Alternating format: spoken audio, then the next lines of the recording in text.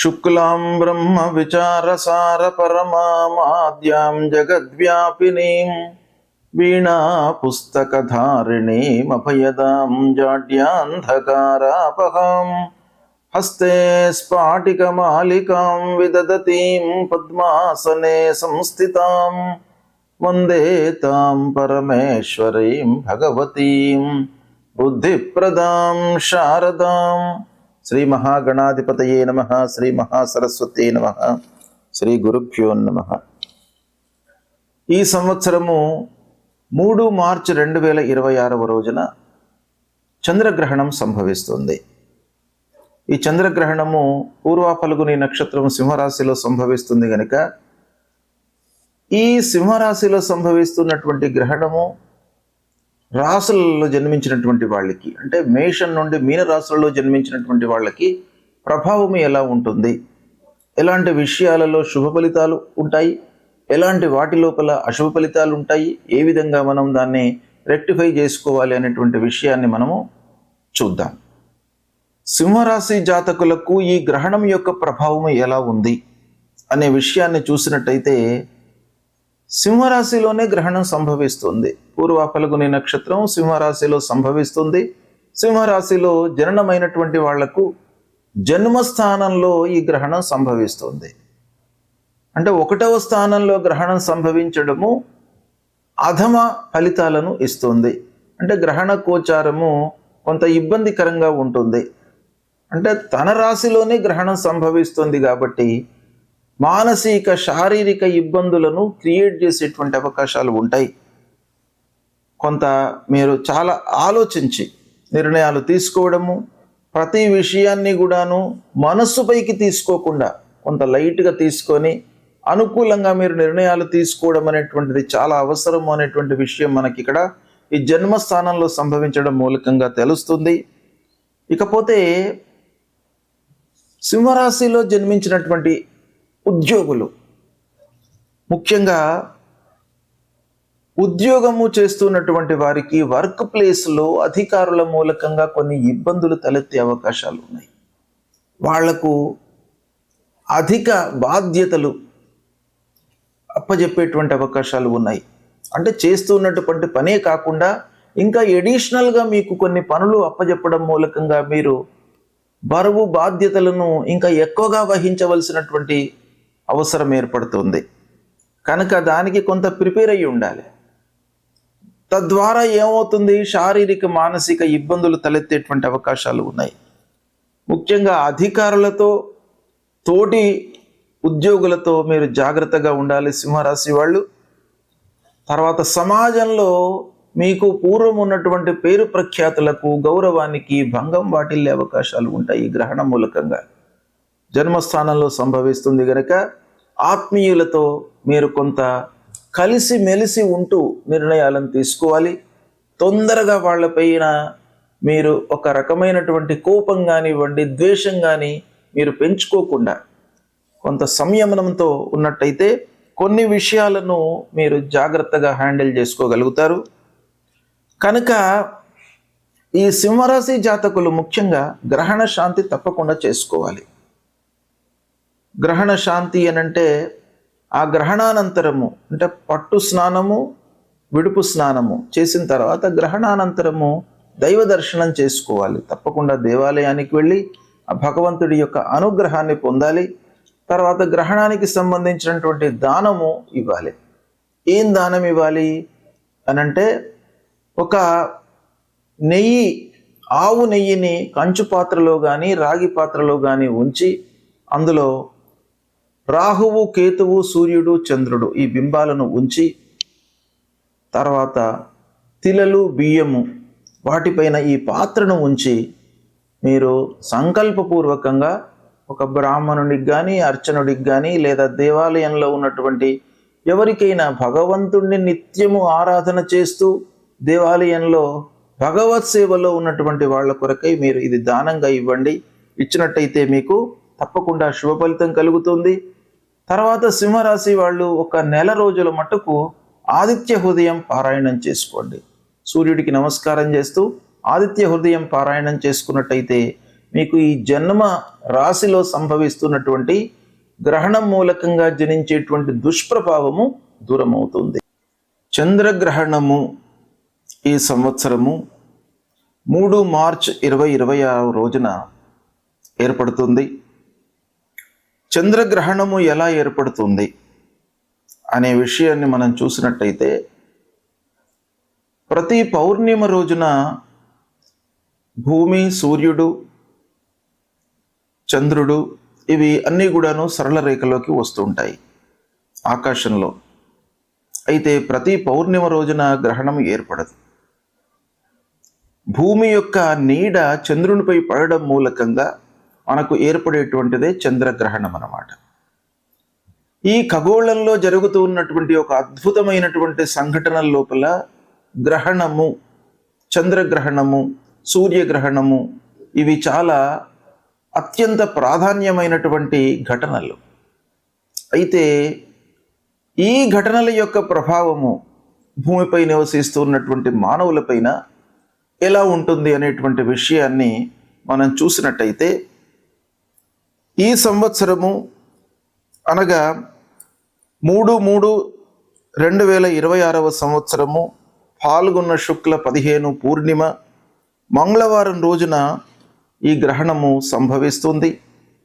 ఇది పగలు 3:20 ప్రారంభమయ్యి సాయంత్రము 6:48 వరకు ఈ గ్రహణము ఉంటుంది. అయితే పగటి పూటన మనకు గ్రహణం సంభవిస్తుంది. అంటే ఖగోళంలో ఈ గ్రహణం సంభవిస్తుంది, అంటే విశ్వం లోపల సంభవిస్తుంది ఇది. అయితే దీని యొక్క గ్రహణాన్ని చూడడము, కనబడము, స్థితి ఇవన్నీ కూడాను మనము నివసిస్తూ ఉన్నటువంటి ప్రదేశానికి అనుగుణంగా ఆ సమయాలన్నీ కూడాను మారుతుంటాయి. కనుక పగలు మనకు ఈ గ్రహణం సంభవిస్తుంది గనక పూర్తి గ్రహణాన్ని మనము చూడలేము, మనకు కనబడదు కూడాను. అయితే 6:48 వరకు గ్రహణం కనబడుతుంది. ఈ గ్రహణం యొక్క ప్రత్యేకత ఏంటంటే కేతుగ్రస్తమైనటువంటి గ్రహణము. అంటే రాహు కేతువులను మనము ఛాయాగ్రహములుగా మనం చూస్తూ ఉంటాం పూర్వ సాంప్రదాయం ప్రకారంగా. అవి నీడగా భావిస్తామన్నమాట. వాటి యొక్క ప్రాధాన్యత గ్రహణం యొక్క సంభవం లోపల చాలా ఉంటుంది. ఆ విధంగా ఈ కేతుగ్రస్తమైనటువంటి గ్రహణం ఇది. ఈ గ్రహణము కృష్ణవర్ణం లోపల మనకు కనబడుతుంది. అంటే నల్లగా మనకు గ్రహణం కనబడుతుంది. ఖగ్రాస గ్రస్తోదిత చంద్రగ్రహణము అని అంటారు దీన్ని. అంటే సంపూర్ణ గ్రహణము, కానీ మనకు కనబడడం మట్టుకు తక్కువ సమయం లోపల కనబడుతుంది.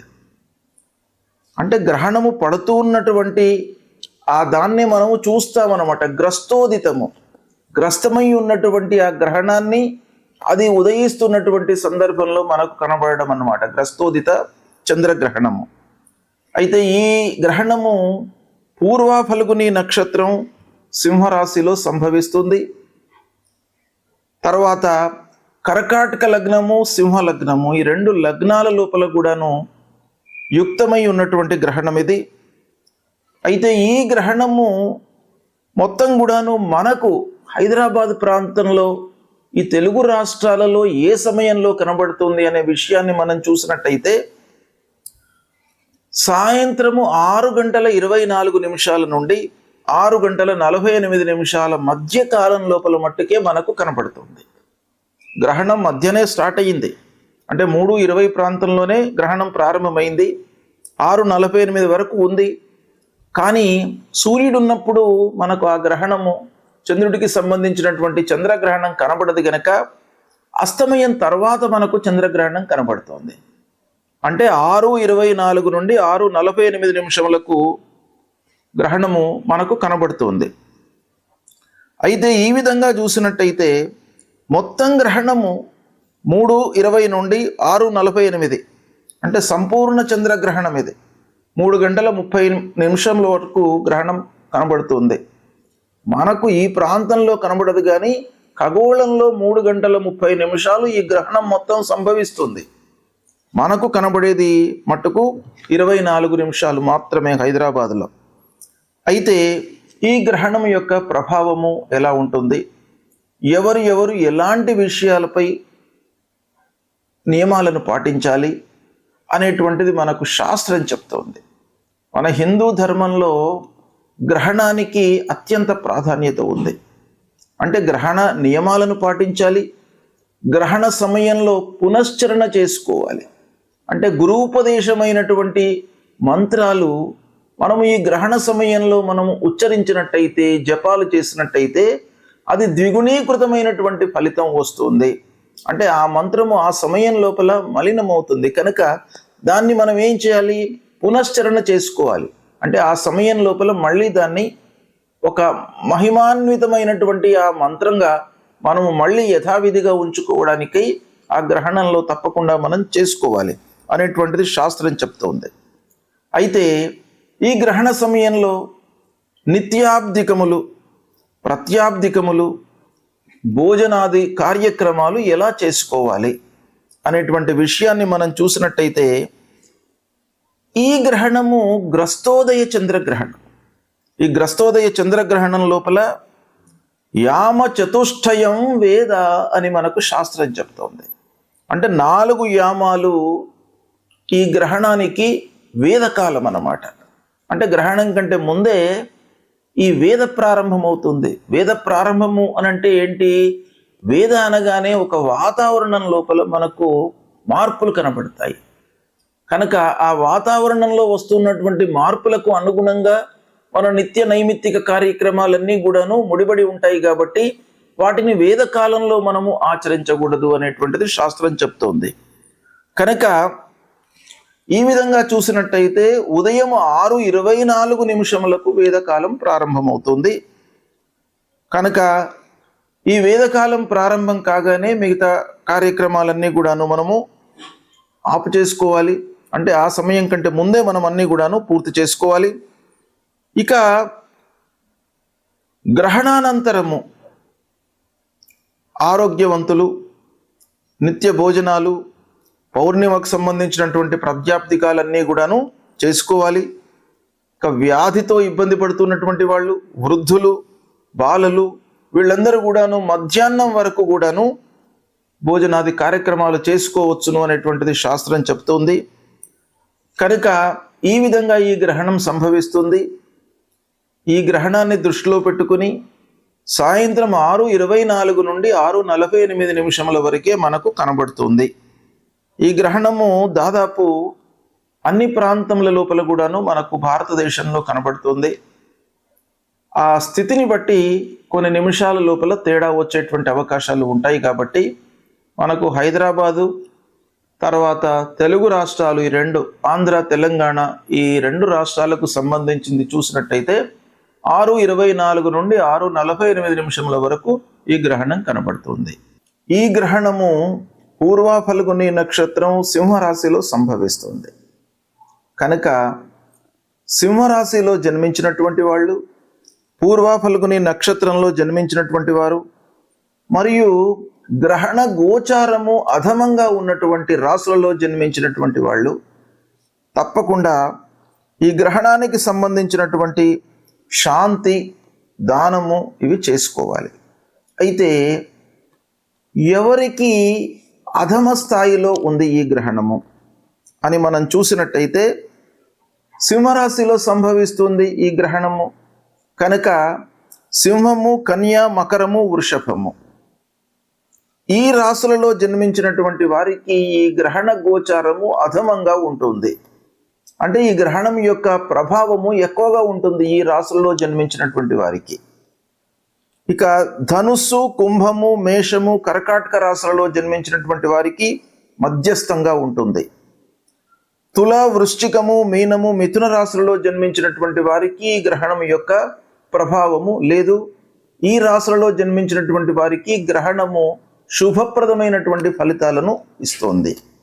అయితే ఈ గ్రహణ శాంతి అంటే గ్రహణానంతరము చేసుకోవలసినటువంటి విధానం ఏంటంటే, ఈ నక్షత్రంలో జన్మించినటువంటి వాళ్ళు, ఈ రాశిలో జన్మించినటువంటి వాళ్ళు తన రాశికి అంటే సింహరాశిలో జన్మించినటువంటి వారికి సింహము, కన్య, మకరము, వృషభము ఈ రాశులలో జన్మించినటువంటి వారికి ఈ గ్రహణం యొక్క ప్రభావము ఎక్కువగా ఉంటుంది. కాబట్టి వీళ్ళు ఏం చేయాలి అని అంటే, గ్రహణానంతరము స్నానం చేసిన తర్వాత గ్రహణ సమయంలో ముఖ్యంగా పట్టు స్నానము, విడుపు స్నానము అనేటువంటిది ఉంటుంది. అంటే గ్రహణ ప్రారంభంలో స్నానం చేయడము, స్నానం చేసిన తర్వాత జపం చేసుకోవడము, గురూపదేశమైనటువంటి జపాన్ని చేసుకోవడము, తర్వాత గ్రహణానంతరం కూడాను విడుపు స్నానం చేసి దాని తరువాత ఈ గ్రహణానికి సంబంధించినటువంటి పరిహారాలు చేసుకోవాలి. అంటే ఏం చేయాలి అని అంటే, వాళ్ళ శక్త్యానుసారం మనకు శాస్త్రం చెప్పబడి ఉంది. శాస్త్రంలో ఏముంది అని అంటే, వెండితో కానివ్వండి, రాగితో కానివ్వండి, బంగారంతో కానివ్వండి, వాళ్ళ శక్త్యానుసారము సూర్యుడు, చంద్రుడు, రాహు, కేతువుల బింబాలను అంటే ప్రతిమలను చేయించి వాటిని ఒక ఆవు నెయ్యితో నింపినటువంటి తామ్ర పాత్ర లేదా కంచు పాత్ర లోపల ఉంచి తిలలు అంటే నువ్వులు, వస్త్రము, దక్షిణలను అందులో ఉంచి సూర్యచంద్ర రాహు కేతువులను ధ్యానించి దానం ఇవ్వాలి. అంటే యథాశక్తిగా దానికి పూజ చేసిన తర్వాత ఆ బింబాలను ఒక బ్రాహ్మణునికి కానివ్వండి, లేదా అర్చకుడికి కానివ్వండి, లేదా దేవాలయంలో నిత్యం కూడాను భగవంతుడి సేవలో నిమగ్నమై ఉన్నటువంటి వాళ్ళకు ఎవరికైనా కూడాను ఇది దానం ఇవ్వచ్చును. దానం ఇస్తున్నటువంటి సమయంలో మీరు ఆ ధ్యాన శ్లోకాన్ని మట్టుకు చదువుకోవాలి, సంకల్పం చేసుకోవాలి. సంకల్పం ఏం చేయాలి? మమ జన్మ నక్షత్రే మమ జన్మ రాశి, ఈ రాశి లోపల మనకు గ్రహణం సంభవిస్తుంది గనక నేను ఇది ఇస్తున్నాను దానము అనేటువంటిది సంకల్పం చేసుకొని, తమోమయ మహాభీమ సోమసూర్య విమర్దన హేమతార ప్రధానేన మమ శాంతి ప్రదోభవ. ఆ దానం ఇచ్చేటువంటి సమయం లోపల మనం ఈ శ్లోకం తప్పకుండా ఉచ్చారణ చేసి దానం ఇవ్వాలి. అంతేకాకుండా విదుంతుద నమస్తుభ్యం సింహికా నందనాచ్యుత దానే నానేన నాగస్య రక్షమాం వేదజాత్ భయం. అంటే ఈ గ్రహణం వలన ఉద్భవించినటువంటి భయము, ఆందోళన, తర్వాత అనారోగ్య సమస్యలు, ఇవన్నిటి నుండి కూడాను మమ్మల్ని కాపాడండి అనేటువంటి ఒక కోరికతో, ప్రార్థనతో మనం చేసి ఇది దానం ఇవ్వాలి. ఇచ్చినట్టయితే మనకు ఆ గ్రహణం మూలకంగా కలిగేటువంటి దుష్ప్రభావము దూరం అవుతుంది. శుభం.